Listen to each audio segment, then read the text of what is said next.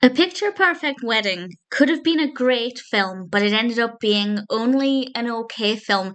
And this is largely because either it's painfully unrealistic or our protagonist is one of the most unprofessional people ever. This was released in 2021. It's directed by Jason James and written by Jason Delaney, and it stars Emily Tennant as our protagonist, Lindsey. And we also have Tyler Johnson as our prospective love interest.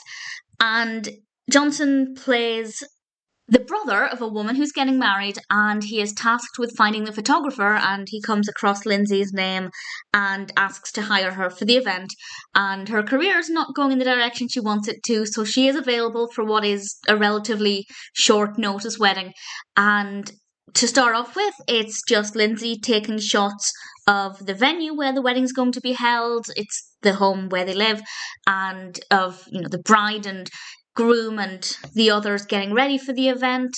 But then the wedding planner comes along, and the wedding planner is our villainous antagonist who's going to be mean and grumpy and demanding and basically throw a spanner in the works. To begin with, I hated her. I think the character is very well written. I think she's a very strong character, but I didn't like her presence, which is usually the point of a villain.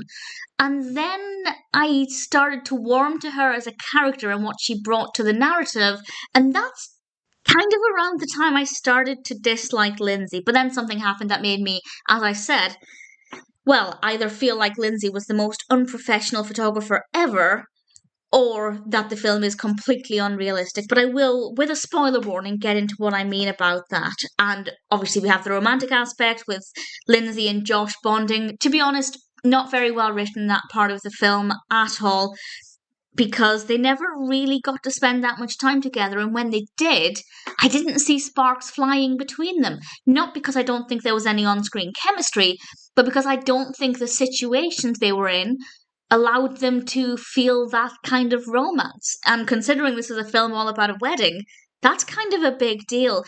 So the romantic aspect just felt really false, really forced, wasn't believable at all. And Lindsay, as a photographer, I did believe. And I could see the hunger that she had for her career and the frustration that she felt that her career wasn't going the way she wanted it to. And this wedding could have been a really good opportunity for her.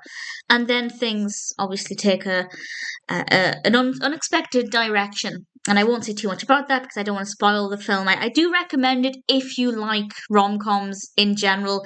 This is actually a Reel One film, and I love Reel One rom-coms. They're usually amazing, so I'm really surprised that this one is actually quite weak.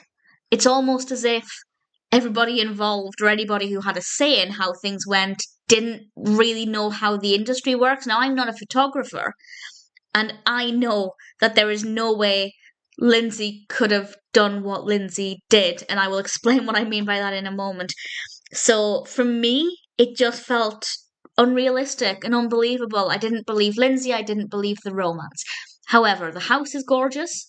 The wedding aspects that we get to see, the dress and things, they're all really nice. So it's not a bad film. It's a very easy watch as well. It's definitely something that you can put on in the background if you just need the company of a film. It's good for that. But if you want a believable narrative you can get behind, you can become passionate about, characters you can root for, I'm not getting any of that from this film, unfortunately. So I do recommend it if you particularly like this kind of film. But if you're not that bothered, then you're probably not going to like it. So, spoilers, I will discuss one thing that really annoyed me, and one thing that I didn't really think was realistic. And these are quite big spoilers for something that happens later on. So, our wedding planner decides to bring in another photographer. Now, we need to remember that the wedding planner didn't hire Lindsay. She had nothing to do with her. It was Josh who hired Lindsay. So why is the wedding planner dictating who photographs the wedding? Lindsay was still going to photograph parts of the wedding, but she brought in a portrait photographer to get some other professional shots of the bride and groom and wedding party, etc. But the wedding planner shouldn't have any say over what Lindsey gets to do because she didn't hire her. Now, as I said, I'm not a photographer, so that part of the film, if somebody wanted to argue that wedding planners have full control and can overrule what the bride's brother says, then fair enough. I will believe you if you want to convince me of that. But what I don't believe is what Lindsey did. Lindsey, obviously feeling pushed out of the situation, gets a much better opportunity and she decides to take it. And she tells the wedding planner, I'm leaving, I've got this better opportunity. And first of all, the wedding planner was kind of shocked by that and not very happy. And yes, by this point, the wedding planner was becoming a little bit more likable, a little bit more human.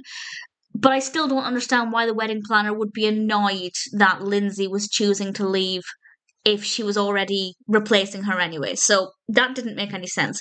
But the fact that Lindsey was willing and able to just leave, completely unrealistic or horrendously unprofessional, because she would have had a contract. And to be honest, that's why I thought the wedding planner had kept her on to photograph the wedding, because she would have already had a written and signed and agreed to contract that she would be paid X amount of money to photograph on these days, the long weekend. And obviously you can't just break that contract. I'm assuming even wedding planners don't have the ability to overrule a legally binding contract.